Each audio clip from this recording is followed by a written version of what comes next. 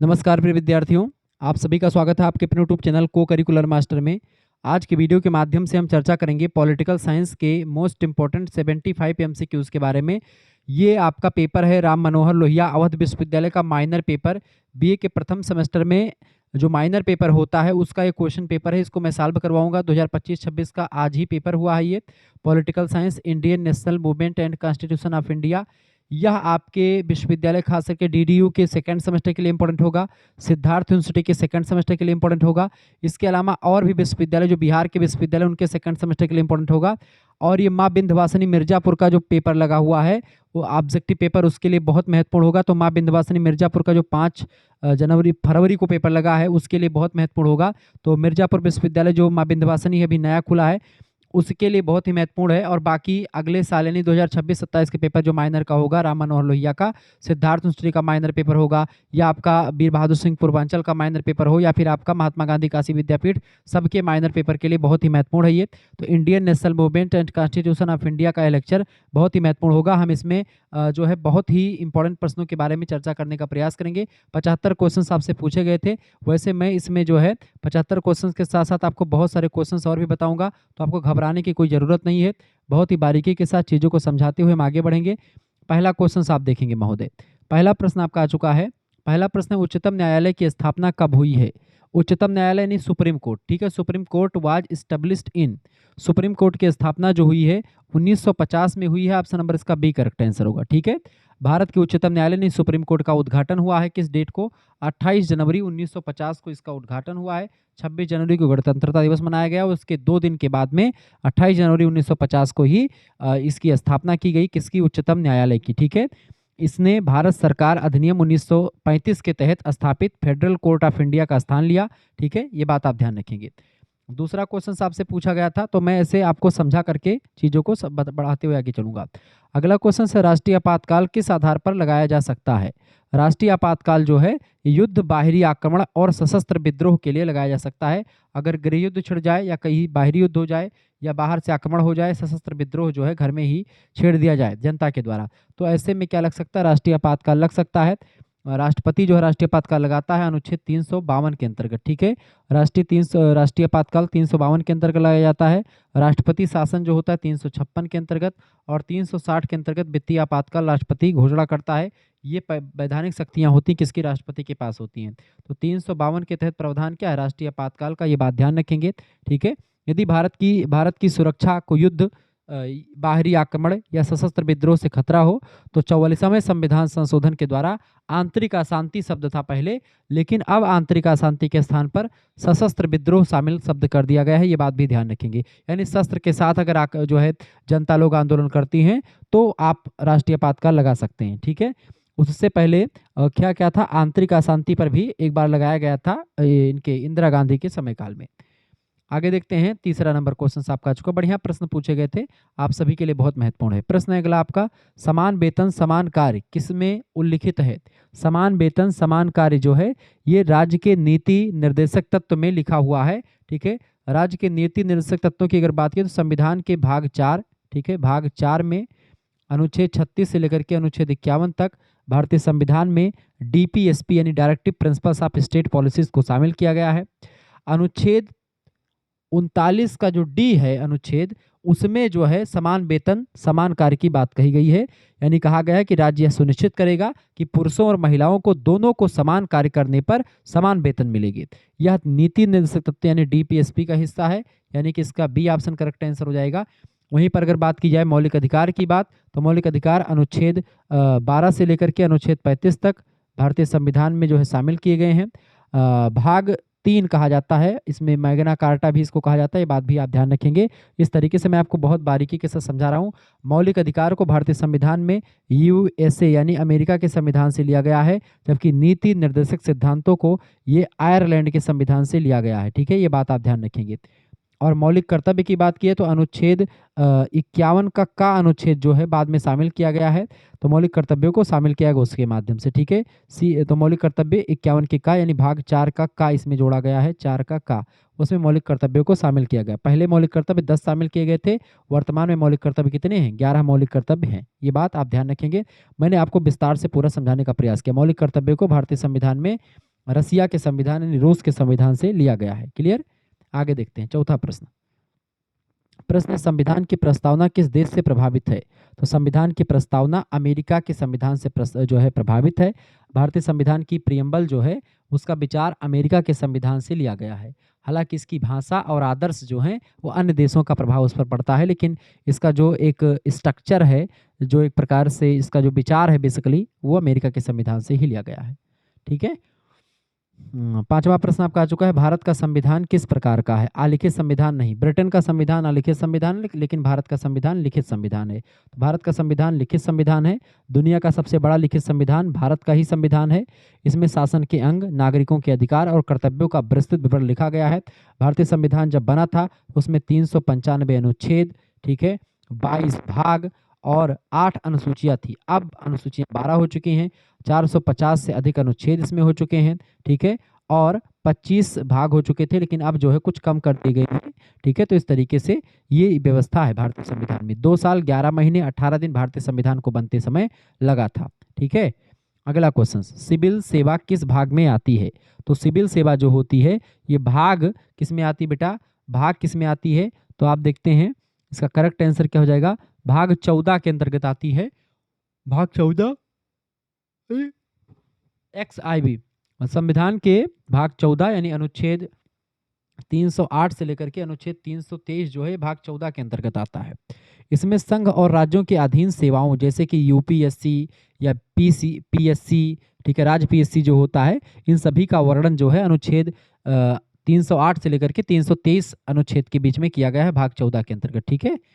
आगे देखते हैं अगला क्वेश्चन आपका आ चुका है 7वां नंबर प्रश्न। आप देखेंगे 7वां नंबर प्रश्न आपका आ चुका है, मेंटेनेंस ऑफ यूनियन किसका दायित्व है? बताएं। मेंटेनेंस, ठीक है, मेंटेनेंस ऑफ यूनियन, संघ का रख रखाव, ये किसका दायित्व होता है? संघ का रख रखाव ये राष्ट्रपति का दायित्व होता है, प्रेसिडेंट ऑफ इंडिया। राष्ट्रपति देश का संवैधानिक प्रमुख होता है और संघ की कार्यपालिका शक्ति जो होती है राष्ट्रपति में निहित होती है, लेकिन इसकी जो वास्तविक शक्तियां होती हैं जरूर प्रधानमंत्री के पास होती हैं, लेकिन जो वास्तविक शक्तियां मतलब कि जो नाम मात्र की शक्तियां हैं वो राष्ट्रपति के पास ही होती हैं। 8वां क्वेश्चन आपका आ चुका, राज्यपाल का कार्यकाल कितने साल का होता है?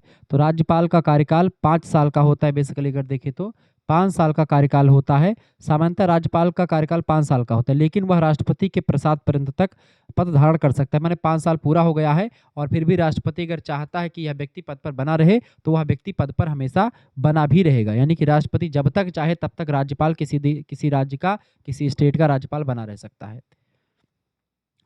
9वां नंबर प्रश्न आपका आ चुका है, भारतीय राष्ट्रीय आंदोलन की शुरुआत, भारतीय राष्ट्रीय आंदोलन की शुरुआत आमतौर पर किस घटना से मानी जाती है? तो भारतीय राष्ट्रीय आंदोलन की शुरुआत 1857 की क्रांति से, भारतीय राष्ट्रीय आंदोलन की शुरुआत, भारतीय राष्ट्रीय आंदोलन की शुरुआत जो है किससे मानी जाती है? 28, वैसे तो आप देखते हैं भारतीय राष्ट्रीय आंदोलन की शुरुआत जो मानी जाती है वो 1857 के विद्रोह से ही मान ली जाती है। ठीक है। 1800, लेकिन आप देखते हैं एक बढ़िया चीज़ ये है कि 1885 में कांग्रेस की स्थापना होती है। भारतीय राष्ट्रीय कांग्रेस की स्थापना के साथ ही भारत में संगठित राष्ट्रीय आंदोलन की औपचारिक शुरुआत जो है मानी जाती है। तो औपचारिक शुरुआत की अगर बात की जाए आमतौर पर किस घटना से मानी जाती है, तो घटना अगर पूछा जाए बेटा तो यहाँ पर ए ऑप्शन इसका राइट आंसर होना चाहिए, ए ऑप्शन इसका करेक्ट आंसर होना चाहिए। लेकिन अगर आपसे औपचारिक तरीका पूछेगा तो आपका बी ऑप्शन करेक्ट आंसर हो जाएगा। ठीक है। आगे देखते हैं 10वां नंबर प्रश्न आपका आ चुका है, भारतीय राष्ट्रीय कांग्रेस के प्रथम अध्यक्ष कौन थे? भारतीय राष्ट्रीय कांग्रेस के प्रथम अध्यक्ष कौन थे? तो भारतीय राष्ट्रीय कांग्रेस के प्रथम अध्यक्ष थे WC बनर्जी, यानी व्योमेश बनर्जी जो थे इसके पहले अध्यक्ष थे। इसका सी ऑप्शन करेक्ट आंसर हो जाएगा। भारतीय राष्ट्रीय कांग्रेस की स्थापना कब हुई थी? 28 दिसंबर 1885 को गोकुलदास तेजपाल संस्कृत महाविद्यालय बंबई में हुई थी। पहले ये जो है अधिवेशन इसका पुणे में होने वाला था, लेकिन वहाँ पर प्लेग फैला हुआ था इसलिए उसको स्थानांतरित कर दिया गया था और यहाँ पर किया गया था। आगे देखते हैं अगला क्वेश्चन आपका आ चुका 11 नंबर प्रश्न है, सुरेंद्र नाथ बनर्जी किस आंदोलन से जुड़े हुए थे? सुरेंद्र नाथ बनर्जी स्वदेशी आंदोलन से जुड़े हुए थे। इसका ए ऑप्शन करेक्ट आंसर हो जाएगा। 1905 ईस्वी में क्या हुआ? बंगाल का विभाजन हुआ था। उसी बंगाल विभाजन के विरोध में सुरेंद्र नाथ बनर्जी ने स्वदेशी आंदोलन और बहिष्कार का नेतृत्व करने में एक अहम भूमिका निभाई थी। ठीक है। बाकी आप देखते हैं भारत छोड़ो आंदोलन, असहयोग आंदोलन गांधी जी के नेतृत्व में हुआ। 12 नंबर क्वेश्चन से उदारवादियों और अनुदारवादियों का विभाजन किस वर्ष हुआ था, यानी कि जो है जो कांग्रेस का जो दो पार्ट बटा था, नरम दल और गरम दल, इसका विभाजन हुआ था 1907 ईस्वी में। ऑप्शन नंबर इसका बी करेक्ट आंसर हो जाएगा। सूरत अधिवेशन हुआ था 1907 में। उसमें विचारधारा में मतभेद हो गया था, कांग्रेस दो गुटों में बट चुका था, एक नरम दल, ठीक है, और एक गरम दल। गरम दल में तीन नेता बेसिकली इंपॉर्टेंट थे, लाल बाल पाल, लाला लाजपत राय, बिपिन चंद्र पाल और बाल गंगाधर तिलक जी, ठीक है, ये बात ध्यान रखेंगे। 13 नंबर प्रश्न आपका आ चुका है। प्रश्न है भारतीय राष्ट्रीय आंदोलन का उदारवादी चरण किस समयावधि का था। 13 नंबर प्रश्न, भारतीय राष्ट्रीय आंदोलन का उदारवादी चरण किस समयावधि का था, फटाफट से आप बताएंगे। 13 नंबर करेक्ट आंसर क्या हो जाएगा इसका, ए ऑप्शन 1885 से 1950 का, सॉरी 1905 का जो समय काल है, ये भारतीय राष्ट्रीय आंदोलन का उदारवादी चरण माना जाता है। और 1905 से लेकर के 1916 तक का जो समय काल है वो गरम दल का एक प्रकार से दल माना जाता है, ठीक है। 20 साल तक आप देखते हैं केवल हम चिट्ठी उट्ठी लेकर के बातचीत किया करते थे। और भारतीय राष्ट्रीय जो आंदोलन है उसका उदारवादी चरण में दादा भाई नौरोजी, फिरोज शाह मेहता, इन नेताओं का प्रभाव रहा। प्रार्थना पत्र के माध्यम से, याचिकाओं के माध्यम से हम भारतीय शासन में सुधार की बात कर रहे थे। 14 नंबर क्वेश्चन आपकी स्क्रीन पर आ चुका है। प्रश्न है 1905 में बंगाल विभाजन किसने किया था। बंगाल विभाजन किया था लॉर्ड कर्जन ने। लॉर्ड कर्जन, ऑप्शन नंबर इसका ए करेक्ट आंसर हो जाएगा, लॉर्ड कर्जन, ठीक है। उस समय वायसराय थे लॉर्ड कर्जन, ठीक है। प्रशासनिक सुविधा का बहाना बना करके बंगाल को दो भागों में बांटा, हिंदू और मुसलमान की एकता को तोड़ने के लिए पूर्वी बंगाल और पश्चिमी बंगाल में बांट दिया। पूर्वी बंगाल यानी आज का जो बांग्लादेश है वो पूर्वी बंगाल है, पश्चिम बंगाल जो आज का बांग्लादेश है, ठीक है, सॉरी आज का जो पश्चिम बंगाल है पश्चिम बंगाल, पूर्वी बंगाल बांग्लादेश, ठीक है। 15 नंबर क्वेश्चन आपका आ चुका है। बंगाल विभाजन को रद्द कब किया गया, 1911 में, ठीक है, जब दिल्ली दरबार का आयोजन किया गया और प्रिंस ऑफ वेल्स आने वाले थे, उसी दौरान जो है धरना बहुत तेज हो रहा था, तो आंदोलन को बंद करने के लिए बंगाल विभाजन को रद्द किया गया था। होम रूल आंदोलन किसने चलाया। होम रूल आंदोलन एनी बेसेंट ने चलाया था, इसका सी ऑप्शन करेक्ट आंसर हो जाएगा, एनी बेसेंट, ठीक है। एनी बेसेंट ने चलाया था होम रूल आंदोलन 1916 में, ठीक है। बाल गंगाधर तिलक ने भी इसको चलाया था, भारत में स्वशासन की मांग के लिए अलग अलग लीगों की स्थापना करी थी, लेकिन एनी बेसेंट करेक्ट आंसर इसका हो जाएगा। बाल गंगाधर तिलक जो होगा, अगर ऑप्शन में होंगे तो पहले वही लगाएंगे, क्योंकि पहले जो संस्थापक हैं इसके होम रूल आंदोलन के वो बाल गंगाधर तिलक हैं, लेकिन एनी बेसेंट ने उसको बाद में जो जाकर के उनकी चीज़ों को संभाला, ठीक है, अलग स्थान से उन्होंने इसको किया था। अगला क्वेश्चन आपका आ चुका है 16 नंबर, पूर्ण स्वराज का प्रस्ताव कब पारित हुआ। पूर्ण स्वराज का प्रस्ताव पारित हुआ था 1929 में। 1929 में रावी नदी के तट पर झंडा फहराया गया था, ठीक है। 26 जनवरी को पूर्ण स्वतंत्रता जो है दिवस मनाया गया, स्वतंत्रता दिवस उस दिन मनाया गया था, ठीक है।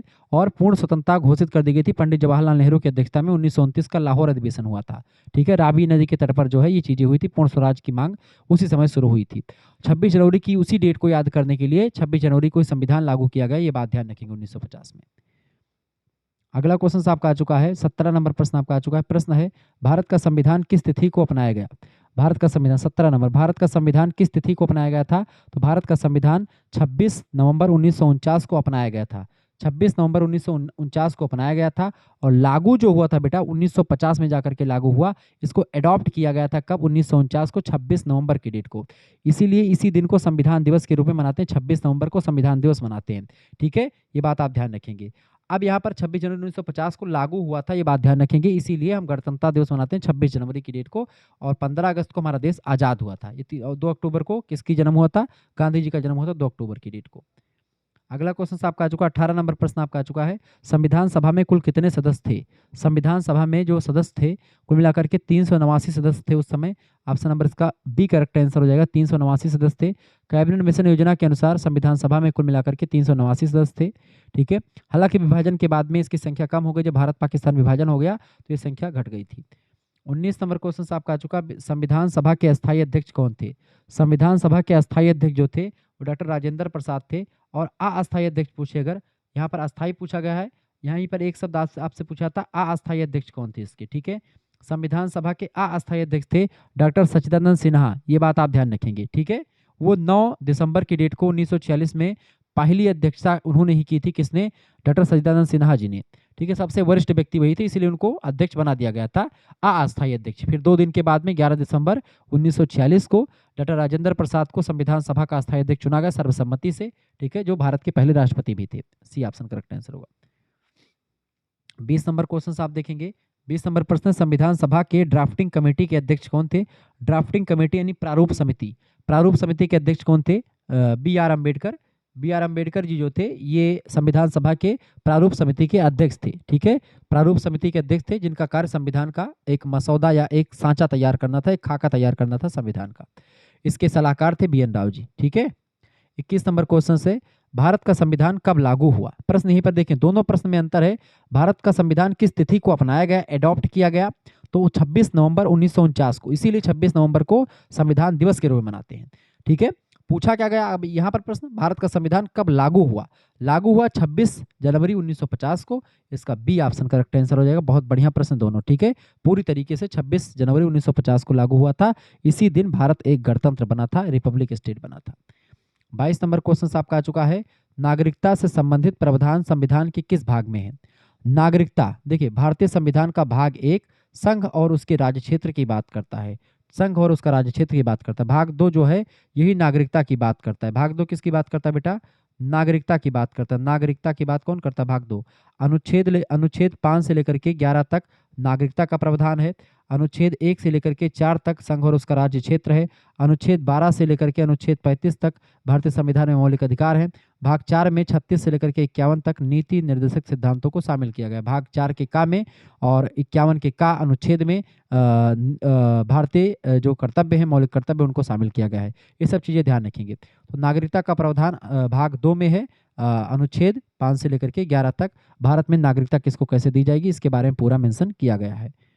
23 नंबर क्वेश्चन आप देखेंगे। 23 नंबर प्रश्न आपका आ चुका है, संविधान सभा के गठन का आधार कौन सा अधिनियम था? संविधान सभा के गठन का आधार जो था कैबिनेट मिशन योजना था। ठीक है, कैबिनेट मिशन योजना, इसमें ऑप्शन नंबर में नहीं दिया है कैबिनेट मिशन योजना। ठीक है, करेक्ट आंसर कैबिनेट मिशन योजना। ठीक है, इसमें से आपको नहीं दिया गया है। तो कैबिनेट मिशन योजना दिए गए विकल्पों के अनुसार अगर देखेंगे तो 1935 का जो अधिनियम है ये भी महत्वपूर्ण लग सकता है। 1946 की कैबिनेट मिशन योजना के तहत भारत के लिए एक संविधान सभा बनाने का प्रस्ताव स्वीकार किया गया था। तो यहाँ पर आपका ऑप्शन में दिया नहीं गया है। ठीक है, 1935 का एक्ट आप लगा सकते हैं, 1947 का एक्ट लगा सकते हैं, 1947 और 46 का। तो 1947 एक्ट लगा सकते हैं। इसका बी ऑप्शन बिल्कुल करेक्ट आंसर हो जाएगा, यानी कि 23 नंबर का बी ऑप्शन लगा दीजिएगा। ठीक है, 23 नंबर का क्या लगाएंगे बेटा? 23 नंबर का बी ऑप्शन क्यों लगाएंगे, ये भी आपसे क्वेश्चन यहाँ पर आप पूछ सकते हैं। इसलिए लगाएंगे बाबू क्योंकि 23 नंबर जो आपका प्रश्न दिया हुआ है इसमें आप देखेंगे क्योंकि 1947-46 में आपका हुआ था कैबिनेट मिशन प्लान आया था, उसके अंदर 1947 का अधिनियम भी आया था। उसी के तहत आप देखते हैं संविधान सभा का गठन जो है तैयार किया गया था। ठीक है, इसका करेक्ट आंसर क्या हो जाएगा? 23 नंबर का, सभी लोग लगा दीजिएगा। 23 नंबर का करेक्ट आंसर क्या हो जाएगा? Sorry 23 number. ठीक है, बताएं 23 नंबर का राइट आंसर आपका क्या लग जाएगा? 1947 का एक्ट, बी ऑप्शन लगा सकते हैं इसका। ठीक है, ठीक है, वैसे 1935 का कहीं पे मिलता है लेकिन 1900 इसका बी ऑप्शन, चूंकि यहाँ पर आपको देना चाहिए था, इसमें ऑप्शन में देना चाहिए था कैबिनेट मिशन योजना, लेकिन ऑप्शन में दिया नहीं गया है। 24 नंबर क्वेश्चन आपका आ चुका है, संविधान की संघीय संरचना मुख्यतः किस पर आधारित है? 24 नंबर, संविधान की संघीय संरचना मुख्यतः किस पर आधारित है? तो ये भारत शासन अधिनियम 1935 पर आधारित है। इसका बी ऑप्शन करेक्ट आंसर हो जाएगा। ठीक है, 1935 पर आधारित है। चूंकि आप देखेंगे हमारे संविधान का लगभग 60 से 70% हिस्सा 1935 के अधिनियम से लिया गया, जिससे संघीय प्रणाली और शक्तियों का विभाजन शामिल है। तो 24 का इसका करेक्ट आंसर क्या? 24 का भी बी ऑप्शन इसका राइट आंसर हो जाएगा। ठीक है, 25 नंबर क्वेश्चन आप देखेंगे महोदय। 25 नंबर क्वेश्चन आपका आ चुका है, नागरिकता किस अनुच्छेद में उल्लिखित है? नागरिकता अनुच्छेद 5 से लेकर के अनुच्छेद 11 तक जो है नागरिकता का प्रावधान किया गया है भारतीय संविधान में। किसका प्रावधान? नागरिकता का प्रावधान। अनुच्छेद 12 से 35 जो है मौलिक अधिकार है। ठीक है, मौलिक अधिकार। 36 से 51 नीति निर्देशक तत्व है। ठीक है, ये सब चीजें ध्यान रखेंगे। 26 नंबर क्वेश्चन आप देखेंगे। 26 नंबर क्वेश्चन आपकी स्क्रीन पर आ चुका, फटाफट से आप देखेंगे। 26 नंबर प्रश्न, संविधान सभा की पहली बैठक कब हुई थी? तो संविधान सभा की पहली बैठक हुई थी बेटा 9 दिसंबर 1946 को। इसी दिन अध्यक्षता करी थी डॉक्टर सच्चिदानंद सिन्हा जी ने। ठीक है, इसका ए ऑप्शन करेक्ट आंसर हो जाएगा। ये बात ध्यान रखेंगे, यहाँ से जो मैं बता रहा हूँ जानकारी इसको आप एकदम से रट लीजिएगा, ये बात ध्यान रखेंगे। ठीक है, इसकी अध्यक्षता किसने करी थी? इसकी अध्यक्षता किसने करी थी बेटा? तो उसी दिन डॉक्टर सच्चिदानंद सिन्हा जी ने अध्यक्षता करी थी, अस्थायी अध्यक्ष थे। ठीक है, नई दिल्ली के काउंसिल चैम्बर के पुस्तकालय भवन में पहली संविधान सभा की बैठक हुई थी। अगला क्वेश्चन 27 नंबर प्रश्न है, मौलिक अधिकार संविधान के किस भाग में है? मौलिक अधिकार संविधान के किस भाग में बेटा? भाग 3 में मौलिक अधिकार की बात करी गई है, भाग 3 में, यानी ऑप्शन नंबर इसका बी करेक्ट आंसर हो जाएगा, भाग 3। ठीक है, अनुच्छेद 36 से लेकर के अनुच्छेद 12 से लेकर के अनुच्छेद 35 तक जो है मौलिक अधिकारों की बात करी गई है। ठीक है, भाग 4 के काम में यहाँ पर मौलिक कर्तव्य बताए गए हैं। ठीक है, जो रूस के संविधान से लिया गया है। भाग 4 में नीति निर्देशक सिद्धांत बताए गए जो आयरलैंड के संविधान से लिया गया है। भाग 3 में मौलिक कर्तव्य मौलिक अधिकार हैं जो कि अमेरिका के संविधान से लिया गया है। भाग 2 में नागरिकता का प्रावधान है। ठीक है, 28 नंबर क्वेश्चन आपका आ चुका है। मौलिक कर्तव्य कब जोड़े गए? मौलिक कर्तव्य जो जोड़े गए बेटा, ये 42वां संविधान संशोधन हुआ था मौलिक कर्तव्य को जोड़ने के लिए। 42वां संविधान संशोधन, इसका बी ऑप्शन करेक्ट आंसर हो जाएगा। 42वां संविधान संशोधन, ठीक है, बी ऑप्शन इसका करेक्ट आंसर हो जाएगा। स्वर्ण सिंह समिति की सिफारिश पर 1976 के 42वें संविधान संशोधन के द्वारा मौलिक कर्तव्यों को भाग 4 के ए में यानी 51 के ए अनुच्छेद में जोड़ा गया है। इसका बी ऑप्शन 28 का करेक्ट आंसर हो जाएगा। ठीक है, 28 का बी ऑप्शन इसका बिल्कुल राइट आंसर हो जाएगा। 29 नंबर क्वेश्चन आप देखेंगे। ठीक है, 29 नंबर, कितने मौलिक कर्तव्य शामिल है बेटा? 10 मौलिक कर्तव्य शामिल किए गए थे, फिर बाद में संविधान में संशोधन हुआ है। 86 नंबर का संविधान संशोधन, उसमें जो है शिक्षा को लेकर के उसमें मौलिक कर्तव्य जोड़ा गया कि प्रत्येक माता पिता का कर्तव्य है कि वो 6 साल से लेकर के 14 साल के बच्चे को जो है स्कूल भेजेंगे, उनको शिक्षा उपलब्ध करवाएंगे। ठीक है, 2002 में इसको शामिल किया गया। तो अब वर्तमान में 11 मौलिक कर्तव्य हैं, पहले जब शामिल था 1976 में तो 10 मौलिक कर्तव्य ही शामिल किए गए थे। 29 नंबर क्वेश्चन से, राज्य के नीति निर्देशक तत्व संविधान के किस भाग में है? तो राज्य के नीति निर्देशक तत्व जो हैं संविधान के भाग 4 में है। भाग 4, ऑप्शन नंबर इसका बी करेक्ट आंसर हो जाएगा, भाग 4। ठीक है, 29 का बी ऑप्शन इसका बिल्कुल राइट आंसर हो जाएगा। ठीक है, आगे बढ़ते हैं और भी चीज़ों को जानने का प्रयास करते हैं। 30 नंबर क्वेश्चन आपका आ चुका, मौलिक अधिकार कितने हैं? मौलिक अधिकारों की संख्या कितनी बेटा? पहले तो 7 थी, लेकिन मौलिक अधिकार अब वर्तमान में 6 ही हैं, क्योंकि संपत्ति का अधिकार जो है उसको 44वें संविधान संशोधन 1978 के द्वारा जो है संपत्ति के अधिकार को हटा दिया गया, उसको एक कानूनी अधिकार बना दिया गया। अब वर्तमान में केवल 6 मौलिक अधिकार हैं। पहला है समानता का अधिकार, अनुच्छेद 14 से लेकर के अनुच्छेद 18 तक समानता का अधिकार की बात करी गई है। अनुच्छेद 15 से लेकर के अनुच्छेद 14 से लेकर के 18 तक की गई है बात। कौन सी? समानता का अधिकार। अनुच्छेद 19 से लेकर के अनुच्छेद 22 तक ये क्या? स्वतंत्रता का अधिकार। अनुच्छेद 23 और अनुच्छेद 24 ये आपका शोषण के विरुद्ध अधिकार है। अनुच्छेद 25 से लेकर के 28 तक धार्मिक स्वतंत्रता का अधिकार है। अनुच्छेद आपका 29 और 30 कौन सा अधिकार है बेटा? 29 और 30 ये आपका शिक्षा और संस्कृति, जो संस्कृति का अधिकार है। ठीक है, किसका? संस्कृति शिक्षा का अधिकार जो अल्पसंख्यक है उनके लिए। अनुच्छेद 32 जो है ये संवैधानिक उपचारों के अधिकार की बात करता है। और अनुच्छेद 31 जो था यही आपका संपत्ति का अधिकार अनुच्छेद 31 में शामिल था, लेकिन अब इस संपत्ति के अधिकार को हटा दिया गया है। अब कानूनी अधिकार यानी अनुच्छेद 31 जो है अब एकदम से खत्म कर दिया गया है। क्लियर? ये खत्म नहीं बल्कि ये अब कानूनी अधिकार हो चुका है, ये बात आप ध्यान रखेंगे। तो 30 नंबर का करेक्ट आंसर आपका क्या हो जाएगा बेटा? 30 नंबर का ए ऑप्शन बिल्कुल राइट आंसर, जिन बच्चों ने लगा दिया उनका करेक्ट आंसर। आगे देखते हैं ए ऑप्शन। अगला क्वेश्चन आपका आ चुका है 31 नंबर क्वेश्चन से, समानता का अधिकार कौन कौन से अनुच्छेदों में शामिल है? समानता का अधिकार है समता का अधिकार। अनुच्छेद 14 से लेकर के 18 तक समानता के अधिकार की बात करी गई है। 31 नंबर का करेक्ट आंसर हो जाएगा आपका 14 से 18, बी ऑप्शन इसका राइट आंसर होगा। 31 का बी ऑप्शन 14 से 18। ठीक है, 14 से 18 समानता का अधिकार की बात की गई है। अच्छा, अनुच्छेद 14 में क्या है बेटा? 23-24 में शोषण का विरुद्ध अधिकार है। स्वतंत्रता का अधिकार 19 से 22 तक है।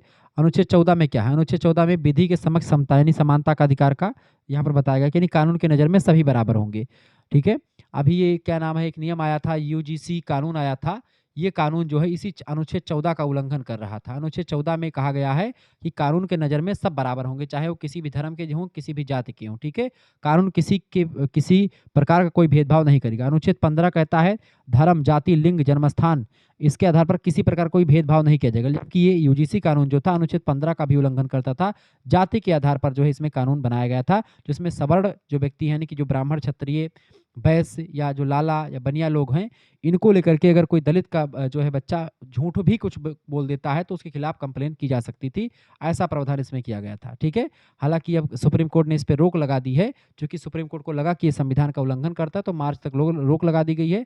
अगली डेट, अगली सुनवाई होगी, उसके बाद में फिर जो निर्णय आएगा वो एक प्रकार से सभी को मानना होगा। क्लियर? तो ये एक प्रकार से नियम था। इसके अलावा आपका अनुच्छेद 16 क्या कहता है? लोक नियोजन के विषय में अवसर की समानता, यानी कि नौकरी वगैरह में किसी प्रकार का कोई किसी को आरक्षण वगैरह नहीं दिया जाएगा, लेकिन इसमें आरक्षण जो है वो अपवाद के रूप में शामिल कर दिया गया। अनुच्छेद 17 क्या कहता है? अस्पृश्यता का अंत, यानी छुआछूत। पहले जो नीच जात के लोग होते थे उनको लोग अपनी खटिया पर नहीं बैठने, उनको छूने से मना करते थे, या एक नल पर पानी पीना हुआ, ये सब तमाम प्रकार की चीज़ें आपको पुराने ज़माने में देखने को मिल जाती होंगी। तो वो चीज़ें खत्म कर दी गई, यानी अस्पृश्यता, अनटचबिलिटी को खत्म कर दिया गया। वर्तमान में तो क्या सारे जाति एकदम से बराबर हैं, सभी जो है जाति के लोग रिस्पेक्ट करते एक दूसरे को। ठीक है, अनुच्छेद 18 क्या कहता है? अनुच्छेद 18 उपाधियों का अंत करता है। ठीक है, ये बात ध्यान रखेंगे। क्लियर, ये सब चीज़ें आपको थोड़ा सा पढ़ना पड़ेगा क्योंकि यही सब परीक्षा में आते रहते हैं। अनुच्छेद 32, अनुच्छेद 32 आपका आ चुका प्रश्न है संवैधानिक अनुच्छेद 32 कह रहा हूँ, 32 नंबर क्वेश्चन।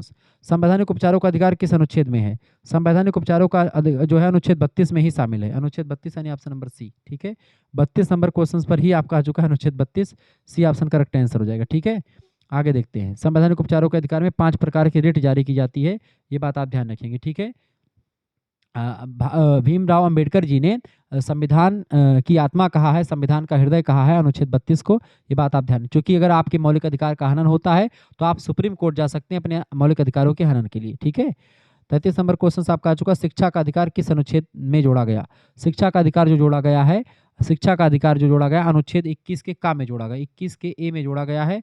ऑप्शन नंबर इसका बी करेक्ट आंसर हो जाएगा, 33 का बी ऑप्शन इसका राइट आंसर होगा, 33 का। ठीक है, क्लियर, ये बात आप ध्यान रखेंगे। और कब जोड़ा गया बाबू? ये कब जोड़ा गया है? अनुच्छेद 21 का ए जोड़ा गया है। 86 नंबर का संविधान संशोधन हुआ था 2002 में, मैंने आपको बताया था, जब आपका मौलिक कर्तव्य जोड़ा गया है। आपका अगला 6 से 14 साल के बच्चों को निःशुल्क और अनिवार्य शिक्षा जो है ये मौलिक अधिकार है प्रत्येक बच्चों का। ठीक है, ये बात आप ध्यान रखेंगे। 34 नंबर क्वेश्चन से राज्य के नीति निर्देशक तत्व किस देश के संविधान से प्रेरित हैं? तो ये आपके आयरलैंड के संविधान से प्रेरित हैं। ऑप्शन नंबर इसका सी करेक्ट आंसर हो जाएगा। मौलिक अधिकार बेटा पे प्रेरित है अमेरिका के संविधान से, और संसदीय शासन व्यवस्था यूनाइटेड किंगडम के संविधान से, ये बात ध्यान रखेंगे। ठीक है, 35 नंबर क्वेश्चन से मौलिक कर्तव्यों की संख्या कितनी है वर्तमान में पूछा गया? तो मौलिक कर्तव्यों की संख्या वर्तमान में 11 है। पहले जो है ये 10 ही थी, अब 11 हो चुकी है, क्योंकि 1976 में जब संविधान में संशोधन हुआ था तो 10 ही थे, लेकिन 86 नंबर का संविधान संशोधन हुआ 2002 में, उसमें 11वां मौलिक कर्तव्य जोड़ा गया, बच्चों को शिक्षा के अवसर प्रदान करना। ठीक है, इसका बी ऑप्शन करेक्ट आंसर हो जाएगा। ठीक है, आगे बढ़ते हुए चीज़ों को जानने का प्रयास करते हैं। 36 नंबर क्वेश्चन आपका आ चुका है प्रश्न, विधि के समक्ष समता किससे लिया गया है? विधि के समक्ष समता 36 नंबर करेक्ट आंसर के ग्रेट ब्रिटेन के संविधान से लिया गया है, united kingdom, B option correct answer हो जाएगा। ठीक है, ये ब्रिटेन के संविधान से लिया गया है। कानून की नज़र में सब बराबर होंगे, अनुच्छेद 14। 37 नंबर केशवानंद भारती केस किससे संबंधित है? केशवानंद भारती संविधान जो केस है ये मूल संरचना से संबंधित है, बेसिक स्ट्रक्चर डॉक्ट्रिन से रिलेटेड है, सी ऑप्शन इसका करेक्ट आंसर हो जाएगा। ठीक है, 1973 के इस ऐतिहासिक मामले में सुप्रीम कोर्ट ने फैसला सुनाया था कि संसद संविधान में संशोधन तो कर सकती है लेकिन उसकी मूल संरचना को बदल नहीं सकती है। ठीक है, अगला क्वेश्चन आपका आ चुका है 36 नंबर प्रश्न आपके स्क्रीन पर आ चुका है, फटाफट से आप देखेंगे। प्रश्न है मूल संरचना का सिद्धांत किस वर्ष दिया गया? मूल संरचना का सिद्धांत 38 नंबर, मूल संरचना का सिद्धांत दिया गया है 1973 में, इसका बी ऑप्शन करेक्ट आंसर हो जाएगा। 1973 में मूल संरचना का सिद्धांत दिया गया केशवानंद भारती केस में ही। ठीक है, बनाम केरल राज्य के खिलाफ केस लड़े थे केशवानंद भारती। केशवानंद भारती बनाम केरल राज्य मामले के फैसले के दौरान 24 अप्रैल 1973 को अस्तित्व में आया था मूल संरचना का सिद्धांत कि संसद मूल संरचना में संशोधन नहीं कर सकती है। 39 नंबर क्वेश्चन आपका आ चुका, संशोधन की शक्ति संविधान के किस अनुच्छेद में दी गई है? संविधान संशोधन की प्रक्रिया अनुच्छेद 368 में बताई गई है। अनुच्छेद 368 में संविधान में कैसे बदलाव किया जाएगा, संविधान में कैसे परिवर्तन किया जाएगा, इसके बारे में पूरा जानकारी दी गई है। भाग 20, ठीक है, भाग 20 अनुच्छेद 368 में बताया गया है। अगला क्वेश्चन आपका 40 नंबर प्रश्न है, गोलकनाथ केस किससे जुड़ा हुआ है? गोलकनाथ केस मौलिक अधिकारों से जुड़ा हुआ है, मौलिक अधिकार से, अधिकारों के सिवा मौलिक अधिकार, करेक्ट आंसर क्या हो जाएगा? A option limits of rights. ठीक है, मौलिक अधिकार से जुड़ा हुआ ए ऑप्शन। 1967 में एक केस आया था गोलकनाथ मामले में, सुप्रीम कोर्ट ने कहा था कि संसद मौलिक अधिकारों में कटौती नहीं कर सकती है। ठीक है, 41 नंबर क्वेश्चन आपका आ चुका है, प्रश्न है मौलिक अधिकार और नीति निर्देशक तत्व में टकराव होने पर संतुलन का निर्णय किस केस में दिया गया था? इसका करेक्ट आंसर क्या हो जाएगा? तो मौलिक अधिकार और नीति निर्देशक तत्व में अगर टकराव होता है तो ऐसे में संतुलन निर्णय केस जो है, संतुलन निर्णय जो हुआ था वो किस केस में दिया गया था? मिनर्वा मिल्स केस जो आया था, मिनर्वा मिल्स केस। ठीक है, इसी में दिया गया था, ए ऑप्शन करेक्ट आंसर हो जाएगा। 1980 में इस केस की पैरवी हुई थी। ठीक है, और मिनर्वा मिल्स मामले में न्यायालय ने कहा था कि संविधान मौलिक अधिकारों और नीति निर्देशक तत्वों के बीच संतुलन पर टिका हुआ है। ठीक है, क्योंकि आप देखते हैं मौलिक अधिकार जो होता है उसके खिलाफ आप केस तो कर सकते हैं, लेकिन जो नीति निर्देशक सिद्धांत हैं उनके खिलाफ आप केस नहीं कर सकते हैं। 42 नंबर क्वेश्चन आपका आ चुका, 42वां संविधान संशोधन, 42वां संविधान संशोधन किस लिए प्रसिद्ध है? 42वां संविधान संशोधन संविधान में व्यापक बदलाव के लिए प्रसिद्ध है, क्योंकि इसको मिनी कॉन्स्टिट्यूशन भी कहा जाता है, क्योंकि इसमें बहुत सारी चीज़ों को परिवर्तित कर दिया गया था।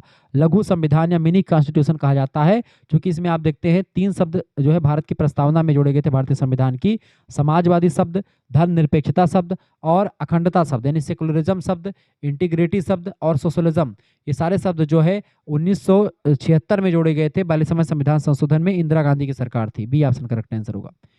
43 नंबर क्वेश्चन आपका आ चुका है। राज्य के नीति निर्देशक तत्वों को न्यायतः अपरिवर्तनीय क्यों कहा जाता है? ठीक है, न्यायतः अपरिवर्तनीय, नीति निर्देशक तत्व जो है न्यायतः अपरिवर्तनीय है, नॉन जुडिशियल है। बिल्कुल सही बात है, क्योंकि अदालतें इन्हें लागू नहीं करा सकती हैं, क्योंकि राज्य का या देश का मन होगा तो इसको लागू करेंगे, नहीं मन होगा तो नहीं लागू करेंगी। इस पर जनता जो है उनके खिलाफ केस नहीं कर सकती है। यदि सरकार इन तत्वों को लागू नहीं करती तो नागरिक इसके विरुद्ध अदालत नहीं जा सकते। अनुच्छेद 37 में साफ साफ ये बात कही गई है। अगला क्वेश्चन आपका आ चुका, लेकिन अगर संविधान का मौलिक अधिकार नहीं लागू होता तो आप सुप्रीम कोर्ट जा सकते हैं, सरकार के खिलाफ केस भी कर सकते हैं।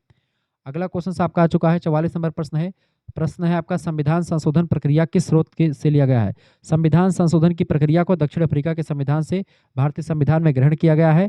और अनुच्छेद 368 में भारतीय संविधान में कैसे बदलाव किया जाएगा पूरा लिखा हुआ है। 45 नंबर प्रश्न है, राष्ट्रपति का चुनाव कैसे होता है?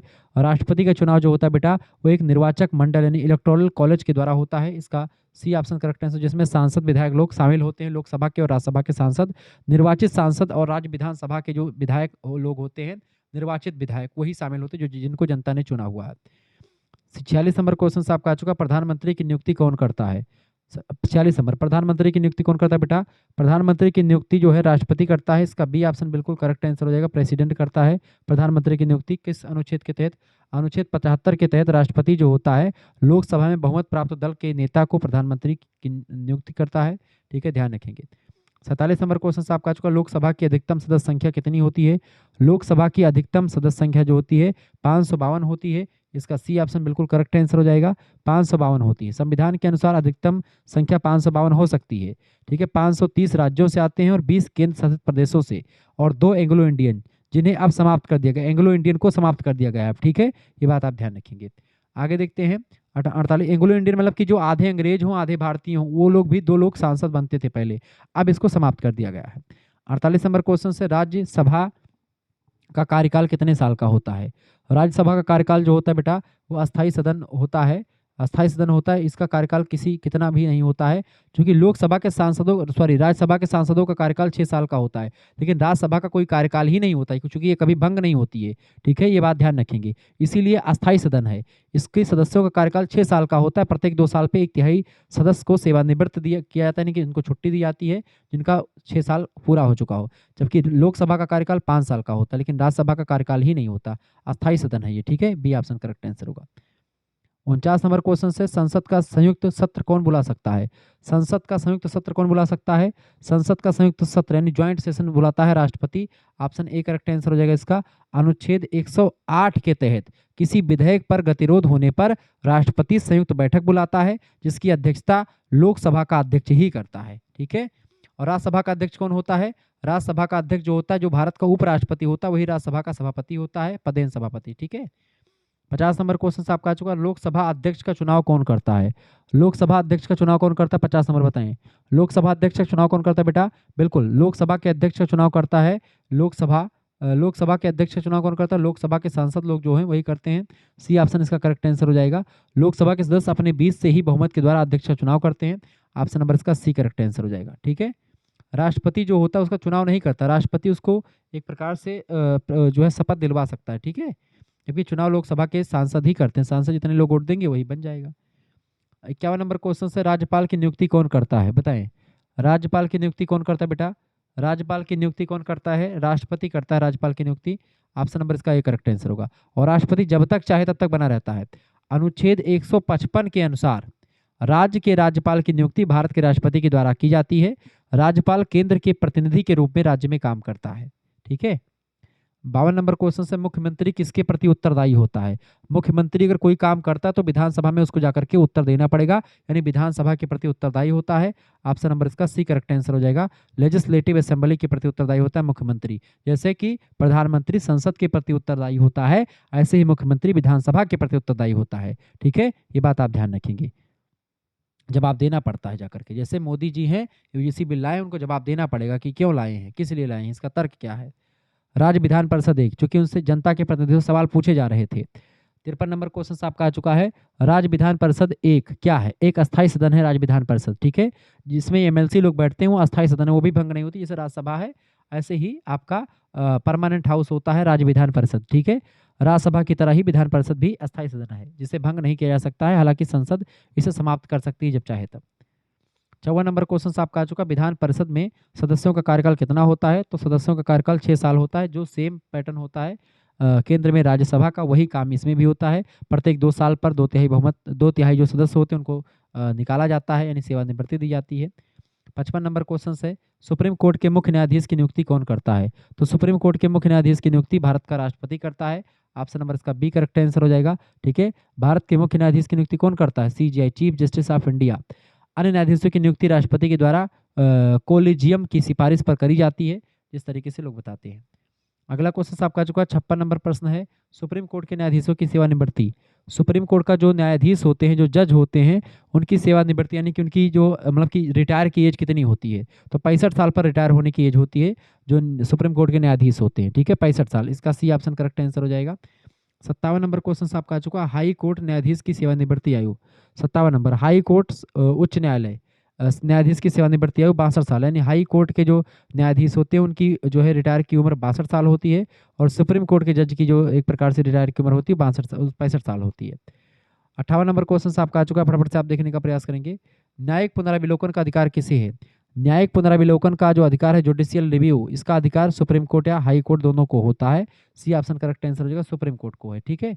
अगर सुप्रीम कोर्ट जो है, जैसे अभी ये यूजीसी का बिल है, इस पर सुप्रीम कोर्ट जो है इस पर क्या करेगा? इसको जांचेगा, न्यायिक पुनराविलोकन के लिए रोक लिया है इसको, अब इस पर विचार विमर्श करेगा वो, ठीक है। 59 नंबर क्वेश्चन आपका आ चुका है, भारत में एकीकृत न्यायपालिका प्रणाली का अर्थ क्या है?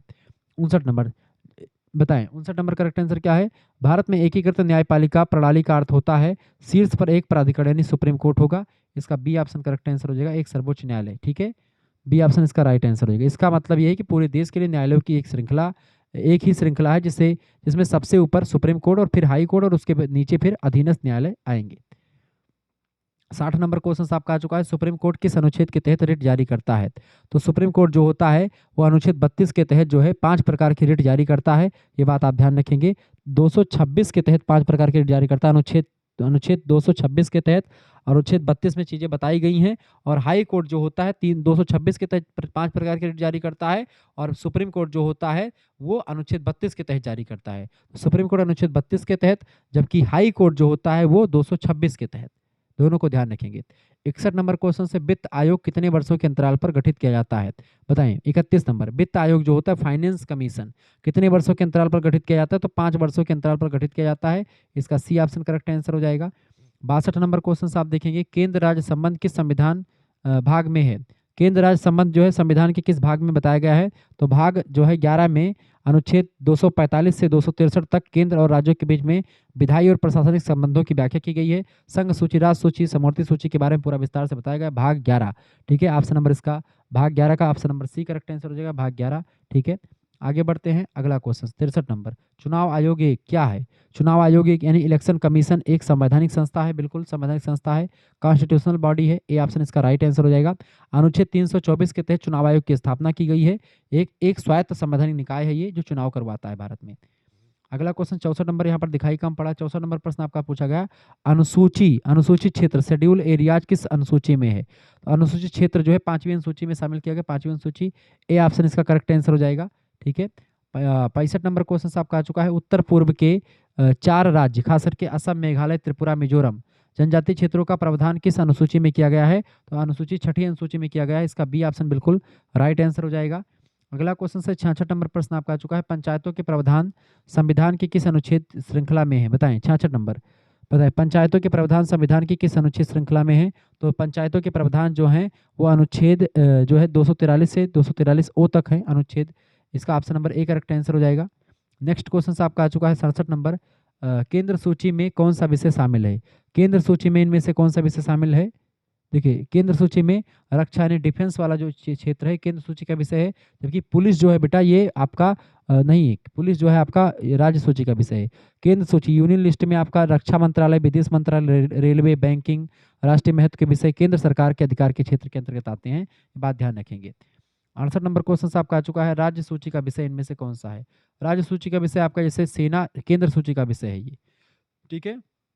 बाकी पुलिस जो होता है विदेश नीति, मुद्रा, विदेश नीति, ये सब केंद्र सूची के विषय हैं, जबकि पुलिस जो होता है ये आपका राज्य सूची का विषय है। पुलिस पर कानून जो पुलिस हो गया, कृषि है, सार्वजनिक स्वास्थ्य है, ये सब राज्य सूची के अंतर्गत आते हैं जिन पर राज्य सरकार कानून बनाती है। केंद्र सूची पर केंद्र सरकार कानून बनाती है और समवर्ती सूची पर केंद्र और राज्य दोनों सरकारें कानून बनाती हैं। 69 नंबर प्रश्न है, 1935 1935 के शासन अधिनियम को किसने गुलामी का नया चार्टर कहा था? गुलामी का नया चार्टर कहा था 1935 के शासन अधिनियम को जवाहरलाल नेहरू जी ने। जवाहरलाल नेहरू ऑप्शन नंबर इसका ए करेक्ट आंसर हो जाएगा, ठीक है। पंडित जवाहरलाल नेहरू जी ने इस अधिनियम की आलोचना करते हुए कहा कि अनेकों ब्रेक वाली परंतु इंजन रहित मशीन और दास्ता का अधिकार पत्र है ये, ठीक है। ए ऑप्शन करेक्ट आंसर हो जाएगा इसका। और दुर्भाग्य ये है कि भारतीय संविधान में 1935 के अधिनियम से ही कम से कम 100 से अधिक अनुच्छेदों को शामिल कर लिया गया है। 60 से 70% इसी अनुच्छेद से, मतलब इसी संविधान से, मतलब इसी अनुच्छेद, मतलब इसी भारत शासन अधिनियम से ही लिया गया 1935 वाले से, ठीक है, जो कि अंग्रेजों ने भारतीयों पर लागू किया था, उसी से शामिल कर लिया गया है। 70 नंबर प्रश्न है, आपातकाल किस अनुच्छेद के तहत लगाया जाता है? आपातकाल, आपातकाल की अगर बात की तो राष्ट्रीय आपातकाल जो होता है अनुच्छेद 352 के अंतर्गत लगाया जाता है। 352 के द्वारा राष्ट्रीय आपातकाल लगाया जाता है, ठीक है। राष्ट्रीय आपातकाल की अगर बात की जाए तो राष्ट्रीय आपातकाल किस अनुच्छेद के तहत लगाया जाता है? 352 के तहत लगाया जाता है राष्ट्रीय आपातकाल, ठीक है। जब देश की सुरक्षा को खतरा होता है तो लगाया जाता है। अनुच्छेद 356 जो है राष्ट्रपति शासन की बात करता है। अनुच्छेद 360 वित्तीय आपातकाल की बात करता है। तीनों जो है शक्तियां राष्ट्रपति के पास होती हैं। 71 नंबर, भारत में आपातकाल कुल कितनी बार अब तक लगा हुआ है? भारत में कुल अब तक जो है आपातकाल जो लगा हुआ है, कब तक कितनी बार लगा हुआ बेटा? भारत में अब तक कुल कितनी बार आपातकाल लगा हुआ है? तो भारत में अब तक जो है कुल 3 बार आपातकाल लगा हुआ है। इसका सी ऑप्शन लगा दीजिए। 3 बार जो है भारत में आपातकाल लगा हुआ है। कब कब लगा हुआ? पहला लगा था 1962 में। 1962 में लगा था। कब? 1962 में लगा था आपका, जब चीन का युद्ध चल रहा था, भारत और चीन का बीच युद्ध चल रहा था। दूसरा लगा है 1971 में, जब भारत पाकिस्तान युद्ध चल रहा था। और तीसरा लगा है 1975 ईस्वी में, जब आंतरिक अशांति के आधार पर इंदिरा गांधी जी ने जो है आपातकाल लगा दिया था। ये 3 बार, 1962 भारत चीन युद्ध, 1971 भारत पाकिस्तान युद्ध, 1975 जो है आंतरिक अशांति के आधार पर लगाया गया था, ठीक है। तो 3 बार लग चुका है। 71 का सी ऑप्शन लगा दीजिएगा। आगे देखते हैं, 72 नंबर क्वेश्चन आपका आ चुका है, विधानसभा का कार्यकाल कितने साल का होता है? तो विधानसभा और लोकसभा दोनों का कार्यकाल 5-5 साल का होता है। विधानसभा में विधायक बैठते हैं और लोकसभा में सांसद बैठते हैं, तो 5 साल का होता है। ऑप्शन नंबर इसका बी करेक्ट आंसर हो जाएगा, ठीक है। क्लियर, ये बात आप ध्यान रखेंगे। समय से पहले भी इसको भंग किया जा सकता है अविश्वास प्रस्ताव के द्वारा। 73 नंबर क्वेश्चन है, भारत के राष्ट्रपति के महाभियोग की प्रक्रिया कहाँ से शुरू होती है? 73 नंबर, भारत के राष्ट्रपति के महाभियोग की जो प्रक्रिया होती है वो कहाँ से शुरू होती है बेटा? तो भारत के राष्ट्रपति के महाभियोग की जो प्रक्रिया होती है ये एक प्रकार से कहा संसद के किसी भी सदन से शुरू हो सकती है, यानी कि ए एंड बी इसका दोनों करेक्ट आंसर हो जाएगा। लोकसभा और राज्यसभा दोनों से राष्ट्रपति के महाभियोग की प्रक्रिया शुरू हो सकती है। डी ऑप्शन करेक्ट आंसर हो जाएगा, ठीक है। भारतीय संविधान का जो अनुच्छेद 61 है उसके तहत राष्ट्रपति को उसके पद से हटाने की प्रक्रिया जो महाभियोग के नाम से जानी जाती है, उसका प्रस्ताव लोकसभा या राज्यसभा किसी भी सदन में पहले पेश किया जा सकता है। 2/3 बहुमत से पास होता है, उसके बाद में राष्ट्रपति को उसके पद से इस्तीफा देना होता है। 74 नंबर क्वेश्चन है, और इसी प्रक्रिया के द्वारा भारत के जो न्यायाधीश हैं सुप्रीम कोर्ट के, उनको भी हटाया जा सकता है। भारत के नियंत्रक महालेखा परीक्षक को भी हटाया जा सकता है, ठीक है। सभी को हटाया जा सकता है जो बड़े बड़े पद हैं। नेहरू रिपोर्ट किस वर्ष जो है बनी थी? नेहरू रिपोर्ट बन गई थी 1928 में, ठीक है। बी ऑप्शन इसका करेक्ट आंसर हो जाएगा। मोतीलाल नेहरू जी, जो जवाहरलाल नेहरू जी के पिताजी हैं, मोतीलाल नेहरू जी की अध्यक्षता में 1928 में भारतीय संविधान का मसौदा यानी कि खाका तैयार करने के लिए यह रिपोर्ट पेश की गई थी 1928 में। 75 नंबर क्वेश्चन से लास्ट प्रश्न है आपका, न्यायपालिका को कार्यपालिका से अलग रखने का विधान किस अनुच्छेद में निहित है? न्यायपालिका को कार्यपालिका से अलग रखने का जो विधान है वो अनुच्छेद 50 में बताया गया है। अनुच्छेद ए ऑप्शन करेक्ट आंसर हो जाएगा, आर्टिकल 50। नीति निर्देशक तत्वों के अंतर्गत 50 राज्यों, मतलब अनुच्छेद 50 राज्यों को यह निर्देश देता है कि वो लोक सेवाओं में न्यायपालिका को कार्यपालिका से पृथक यानी सेपरेट करेंगे, ठीक है। भारत की न्यायपालिका जो कार्यपालिका से बिल्कुल अलग है, न्यायपालिका निष्पक्ष है। इस बात का प्रमाण आज जो है आपको मिल चुका होगा, चूंकि आज भारतीय संविधान के द्वारा जो कानून बना हुआ था, आप देखते हैं जो कानून बनाया गया था, यूजीसी कानून बिल जो था उसमें संशोधन किया गया था 2012 वाले में, उसको लेकर के रोक लगा दी गई है भारतीय सुप्रीम कोर्ट के द्वारा, ठीक है। चूंकि सुप्रीम कोर्ट जो है वो एक प्रकार से बिल्कुल अलग है। वो देखेगा कि अगर गलत है तो उसको गलत साबित कर देगा, सही है तो उसको लागू कर देगा, ठीक है? ये चीज़ें ध्यान रखेंगे। चलिए, इस तरीके से आपने बहुत सारी चीज़ों को पढ़ लिया। मिलते हैं फिर नेक्स्ट वीडियो में, तब तक के लिए जय हिंद, जय भारत। आप सभी का बहुत-बहुत धन्यवाद। हमारे से जुड़ने के लिए इसी प्रकार से अपना प्यार दुलार हमेशा बनाए रखें। बहुत-बहुत धन्यवाद।